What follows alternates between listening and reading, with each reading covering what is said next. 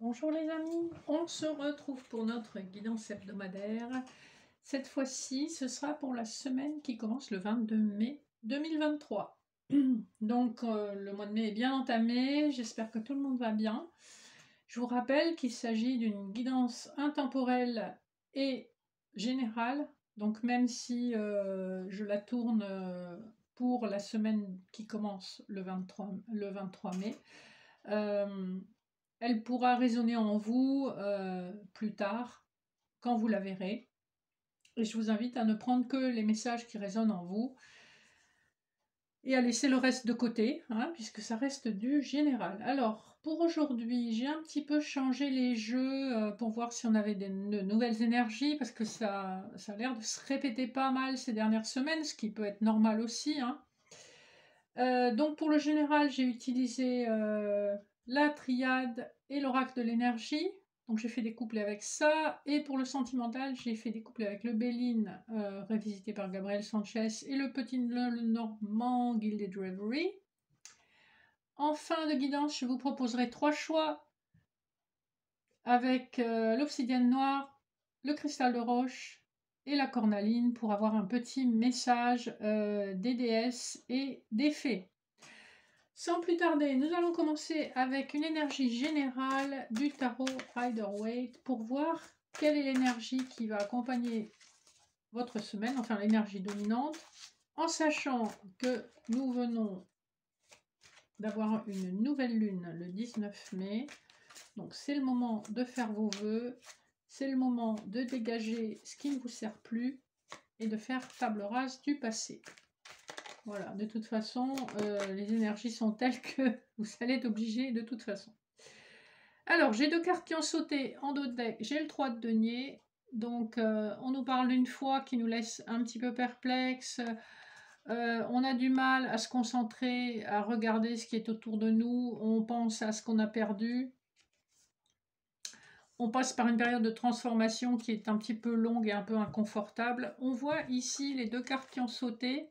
Alors c'est intéressant, c'est 2 chevaliers. Chevalier de coupe et chevalier d'épée. Ici, clairement, il y a une énergie de proposition. On a les idées claires avec le chevalier d'épée, hein, puisque c'est une carte très dans le mental et l'analyse. Le chevalier de coupe est un petit peu plus lent et plus guidé par ses émotions. Donc, clairement, c'est une semaine où, en tout cas, on a des énergies d'offre, d'une offre qui peut être soit liée au travail, hein, puisqu'on a du mental, soit c'est une offre sentimentale qui tient compte de certains aspects matériels et financiers, hein. Vous voyez comment ça résonne en vous. Il y a une offre qui arrive vers vous, qui est manifestée de façon claire et qui vient aussi du cœur. On est un peu partagé puisqu'on a ces 2 cartes qui ont sauté en même temps. C'est assez rigolo. Voilà, pour l'énergie générale de la semaine. Alors, on va voir un peu les messages qu'on nous donne. Le dos de deck de la triade. Alors, on nous répète qu'il y a une transformation avec mutation qui est là, qui est destinée à vous mener vers la réussite et à vous sortir de ce cercle dans lequel vous tournez un peu en rond, hein. On voit que c'est difficile, que vous essayez de vous en sortir, vous essayez de commencer quelque chose. Il y a peut-être même la notion d'une formation ou d'une relation qui démarre, hein, selon ce qui résonne pour vous. Mais on voit que vous tournez en rond, vous avez du mal à trouver la bonne personne, vous avez du mal à trouver le bon élément pour vous sortir de cette situation. On vous invite à accueillir une transformation en profondeur. Donc en dos de deck, c'est les énergies d'où vous venez. L'oracle de l'énergie nous parle encore d'une abondance qui est à portée de la main.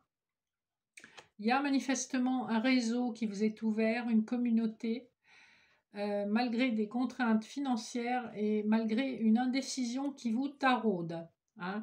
On vous dit, reliez-vous à votre intuition et accueillez cette transformation. Le premier couplet nous parle de la fin d'un chapitre, ce qui peut causer énormément d'anxiété et de doute. Mais d'une manière générale dans la vie, quand il y a un changement important, c'est anxiogène, c'est inconfortable, même si c'est un changement que vous avez voulu. Ici, je vous suggère d'être dans l'accueil de ce changement et de ne pas vous ronger les sangs, puisque de toute façon, ce n'est pas quelque chose que vous contrôlez. En milieu de semaine, nous avons la science et le yin-yang. Ici, on vous invite à trouver un équilibre entre votre mental et votre émotionnel, hein.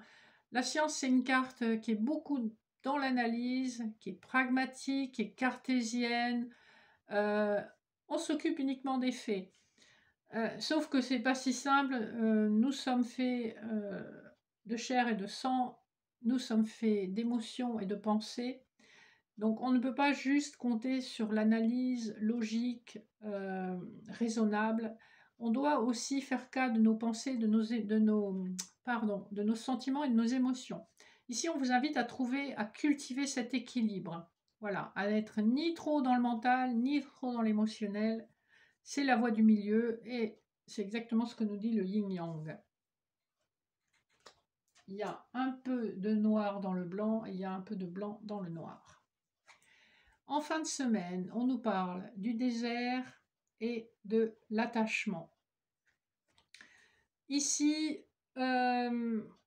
si vous êtes dans une réflexion professionnelle, on voit que vous passez une sale période, que vous êtes attaché à certaines valeurs, à certaines façons de travailler et que c'est difficile pour vous de devoir vous confronter à d'autres méthodes de travail, à d'autres façons de vous confronter à l'activité professionnelle quotidienne. S'il s'agit d'une problématique sentimentale, on vous dit la même chose, qu'il y a une traversée du désert par rapport à une personne à laquelle vous tenez. Très vraisemblablement, vous n'avez plus de nouvelles, vous n'avez plus d'échanges et vous le vivez très difficilement. Le désert, c'est aussi savoir utiliser les moments difficiles dans la vie pour être dans l'introspection et la définition de ce que vous recherchez vraiment et de où est votre chemin et où vous voulez aller. Ici, je vous suggère, par rapport aux cartes qu'on a sorties, d'être dans une sorte d'accueil où vous laissez ce flot d'énergie, d'émotions, peut-être de tristesse, vous traverser sans résister et accueillir afin de libérer cette énergie-là. Et en faisant cela, vous serez à nouveau en mesure d'accueillir des énergies plus positives, hein. Le désert, c'est aride, mais il suffit de très peu de pluie pour que jaillisse la vie. Et c'est un petit peu ce qu'on vous suggère. Laissez couler le flot des émotions. Peut-être laissez couler cette tristesse qui est en vous, cette déception, et attendez que la pluie ramène la vie dans votre désert. Voilà pour les énergies générales. Sur le plan sentimental, alors, en d'autres deck du Béline, ah ben voilà, on est en plein dedans. On nous parle d'amour, on nous parle d'union, on nous parle de sagesse et de ruine. Ici, c'est comme si quelque chose s'était effondré pour que quelque chose d'autre renaisse plus fort et plus beau. Puisque la sagesse, il y a de la réflexion, il y a énormément de douceur et de tendresse. Donc ici, voilà, il y a un ancien monde, un ancien schéma, un ancien couple qui s'est effondré et la réflexion, la méditation, l'expérience vous amène à reconstruire quelque chose de beaucoup plus solide, basé sur des liens plus profonds et qui sera plus durable de ce qu'on peut envisager là. Et en tout cas, avec la carte de l'amour, on est sur un amour partagé, hein. On voit que l'amour est des deux côtés. En d'autres decks du Gilded Reverie, eh ben, ça insiste bien sur le fait qu'il y a un engagement, un nouveau départ à portée de la main et la construction d'un foyer. Et on voit qu'effectivement, on vient d'une période qui a été compliquée, puisqu'on a les nuages, hein, on nous parle d'une éclaircie après un temps d'orage, qui va vous permettre effectivement de construire un foyer, d'envisager peut-être même un déménagement ou un emménagement à deux. Donc on a des énergies déjà très fortes et très cohérentes par rapport aux deux autres decks. Sur les couplets, nous avons la famille et le chien. Alors la famille, évidemment, nous parle de la famille d'âme, elle parle également de la famille terrestre. Donc vous êtes reliés de deux façons, à la fois sur le plan subtil à quelqu'un qui est de la même famille d'âme que vous, et sur le plan terrestre, il y aura la construction d'une famille. Ça peut également être les familles recomposées, bien sûr, à notre époque, c'est quelque chose courante. Le chien vous parle effectivement d'un lien d'âme sœur qui est basé à la fois sur l'amitié, l'amour, la compréhension, la compassion. C'est un lien extrêmement riche, puisque la laisse rouge du petit chien nous fait penser au lien qui unit les âmes sœurs par leurs chevilles et ça relève d'une légende chinoise qui dit que c'est un lien qui ne se brise jamais, même si les personnes sont séparées. Donc on voit en début de semaine qu'il y a un moment où on est tourné vers sa famille d'âme ou sa famille terrestre. Mais les pensées sont quand même là. En milieu de semaine, nous avons la carte bleue et le vaisseau. Ici, on nous parle d'une grande protection par rapport à votre relation. Avec cette carte, en fait, tous les aspects négatifs d'un jeu peuvent être effacés juste d'un revers de main. Il y a une grande connexion entre le monde terrestre et le monde subtil, c'est ce que cette échelle représente, et on voit que c'est quelque chose dont vous avez rêvé depuis longtemps. Le vaisseau nous parle d'avancer, on se déplace, ça peut être un déplacement effectivement sur le plan physique, mais ça nous parle aussi d'une avancée sur le plan sentimental. Par contre, le vaisseau, c'est une carte de lenteur, donc ça rejoint un petit peu le désert qu'on avait tout à l'heure. C'est long, ça se fait pas à pas, mais ça se fait.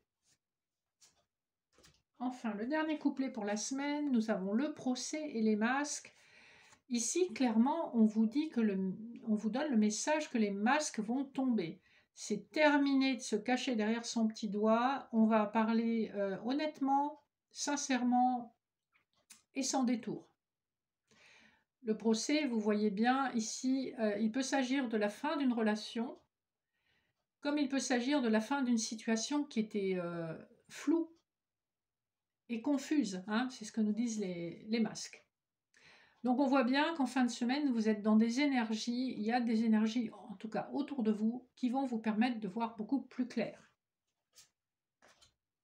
Donc une semaine, on continue sur la lancée qu'on avait jusqu'à présent. On a beaucoup cette énergie ces dernières semaines. On dégage une ancienne histoire pour laisser de la place à une nouvelle histoire beaucoup plus épanouissante, ancrée, solide, durable. Et sur le plan professionnel, c'est un peu pareil, il y a des opportunités à saisir, il s'agit de ne pas s'endormir sur ses lauriers. Alors, pour avoir vos petits conseils de guidance avant de terminer, je vous rappelle le choix entre l'obsidienne noire, qui est une pierre de protection, la pierre brute du cristal de roche, qui est une pierre qui va mettre en exergue vos capacités intuitives et qui va aussi renforcer les vertus d'autres pierres. Et enfin, la cornaline, qui est une pierre destinée à l'abondance matérielle. Donc faites votre choix et de suite, je vous lis le premier couplet. Il s'agit de la déesse Maya, illusion. Ici, on vous invite à voir au-delà de l'apparente réalité. Et les fées vous donnent le message suivant. Le rituel féerique réserve-nous un petit coin avec quelques trésors que tu trouveras dans la nature pour sentir notre présence bienveillante. Là, on vous parle de faire peut-être un petit hôtel pour les fées pour voir si vous arrivez à vous connecter à leur énergie légère et protectrice. Donc un petit hôtel avec des fleurs des champs par exemple, une pierre des fées, une bougie. Vous pouvez mettre des petits objets brillants, comme des petits bijoux ou des choses que vous trouvez jolies. Voilà, tout simplement. Pour le groupe numéro 2, qui ont choisi le cristal de roche, nous avons Déméter, Nurturer. Nourrissez-vous. Nourrissez-vous de ce qui vous fait plaisir. Amenez du plaisir et de la joie dans votre vie. les fées vous disent, c'est les Selkies. Nous, les Selkies, sommes là pour te rappeler de ne jamais confier ton pouvoir personnel à quiconque, protège ta personnalité et ta liberté. On vous invite donc à faire ce qui vous fait plaisir et à préserver votre indépendance. Ne dépendez de personne pour votre bonheur et pour votre vie en général. Enfin, le troisième message pour la cornaline, c'est Flow, Ria.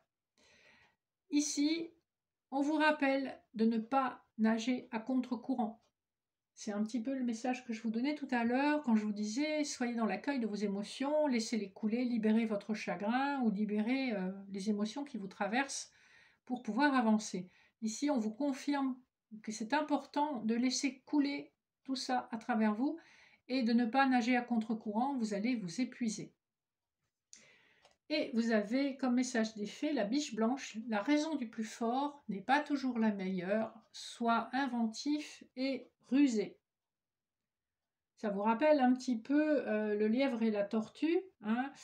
Rien ne sert de courir, il faut partir à point, mais c'est aussi l'idée de trouver comment vous sortir d'une situation épineuse en utilisant votre cerveau plutôt que vos muscles. Voilà, grosso modo, pour les messages des déesses et des petites fées. J'espère que cette petite guidance vous aura permis de vous détendre, de passer un petit moment agréable et fait résonner des messages en vous. Je vous dis à très bientôt, je vous souhaite une excellente semaine. Vous pouvez bien sûr, avec plaisir, vous abonner, liker, partager, commenter. Et n'hésitez pas à me contacter si vous voulez des informations sur les prestations que je propose. À bientôt, je vous embrasse. Bye bye.